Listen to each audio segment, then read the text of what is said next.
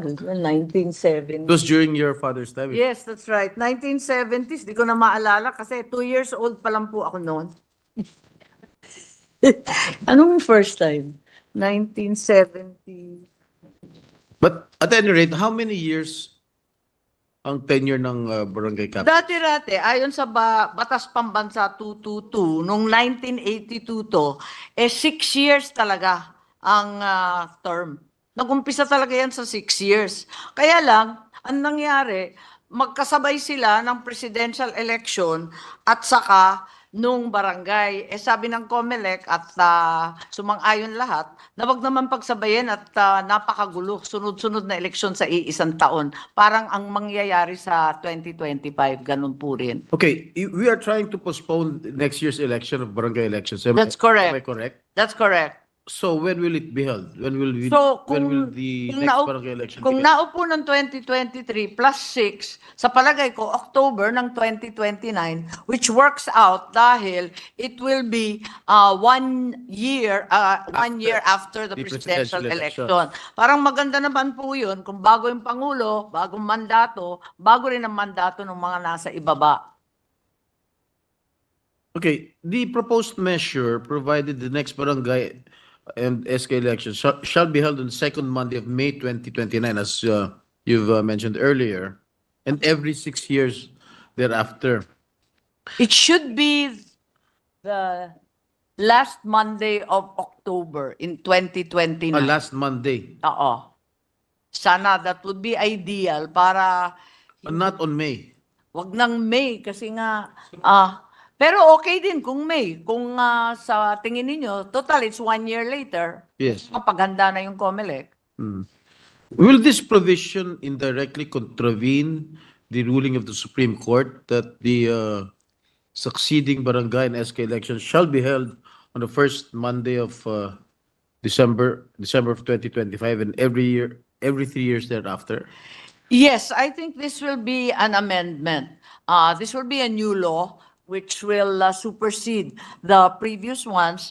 And the recommendation is, as the good Senate President Pro Tempore mentioned, that may also be a good option given that October is always rainy and there are midterms and other exams which hamper the SK from attending and voting.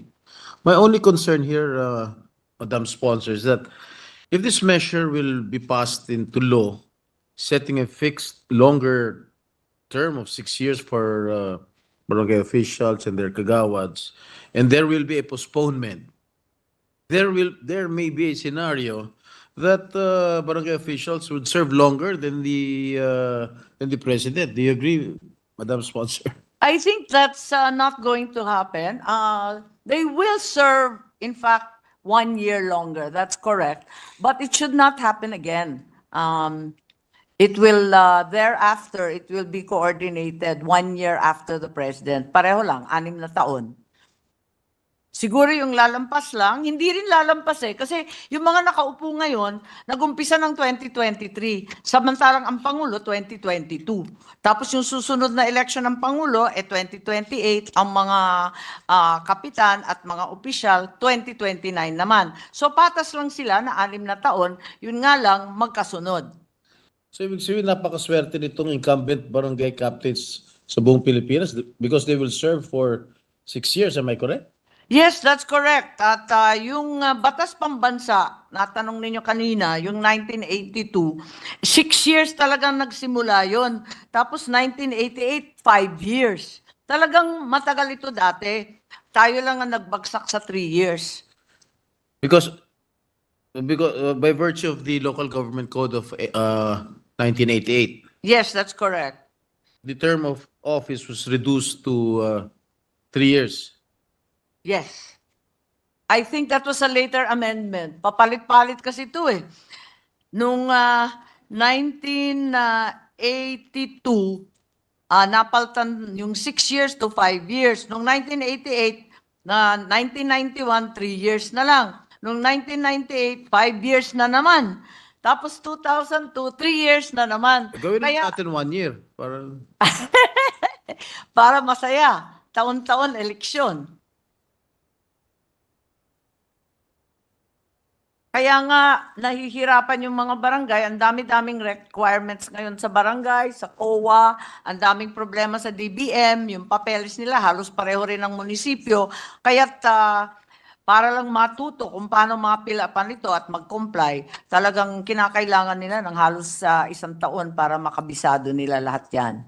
Okay, my last question is, with the recent decision of the Supreme Court declaring the unconstitutionality of Republic Act 11935 regarding the postponement of the October 2023 barangay elections, would this proposed measure address the concerns of the Supreme Court by fixing the term of office of barangay officials to 6 years?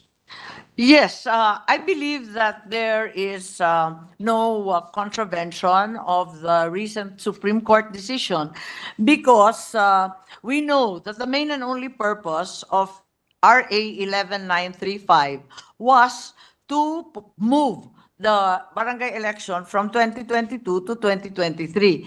Only a one-time postponement. That is what is prohibited by the Supreme Court. In this case, we are fixing for all time and for all terms the duration of the barangay officials term for 6 years. So iba naman yung ginagawa natin, hindi yung minsanan na parating nagpo-postpone na nangyari na 2 beses sa atin dito. At ang ginagawa naman natin ngayon ay once and for all, habaan na natin para hindi mayat maya bumabalik sa Senado at Kongreso. Hindi ba ho naglalabing ibang local officials aside from the barangay captains like mayors, governors, na extend din yung kanilang term, habaan yung kanilang Oo nga. Oo, talagang nakasimangot po. Hindi naman naglalabi, nakasimangot lang at hindi pumapalakpak. Pag kinakausap ko yung ibang kapitan, anong suggestion ninyo? Ano ba maganda gawin? Pag kinakausap yung SK, palakpakan yung SK at yung barangay. Pero yung mga mayor at congressman, medyo hindi sila natutuwa. Ang sabi nila, kung yung barangay 6 na taon, sana all. Eh sabi ko, hindi kaya ng powers namin yun. Nasa konstitusyon, nakatakda yung term nino ng mga mayor, vice, mga konsehal, congressman, gobernador, vice. So, baka naman, kung maganda ang performance ng ating barangay sa 6 na taon, baka naman na maingganyo na, napaltan na rin yung 3 taon na termino na sa palagay ko walang papalag, wala namang may gusto ng napakaikli. Because if my memory serves me right, before the passage of the local government code, pero ang mayor at saka vice mayor and all the local officials, 4 years ang term nila. 4 years. One term of 4 years. Because I served as vice mayor in San Juan for 4 years. That was during 1988 to 1992. So 4 na taon. Palagay ko, bago magkaroon tayo ng bagong saligang batas noong 1987, 4+4 talaga yun. 4+4, di ba? Ang ating term, katulad ng US. Pero binago naging 3. Naging 3 years na lang noong 1987 Constitution. It was the father of the minority leader who's the author, the father of the local government code. That's right. Madam Sponsor. I do not know the rationale behind it. Bakit binabaan ng 3 years ang term ng mga local officials. But at any rate, ang pagkaintindi ko, kasi tulad na banggit ko talagang wala pa tayo noon. Nax. Talagang ang pagkaalam ko, ang sabi noon, hindi maaari na yung mga barangay na sinusupervise o minamandohan ng ating mga mayor ay mas mahaba ang termino sa mismong mga mayor, governor, congressman na administrative supervisor nila.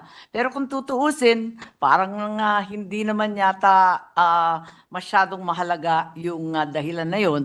At ang mas magandang solusyon, paltan na rin natin yung napakaikling termino ng mga mayor, governor, so you are congressman. also in favor of extending the term of the local officials to The mayor?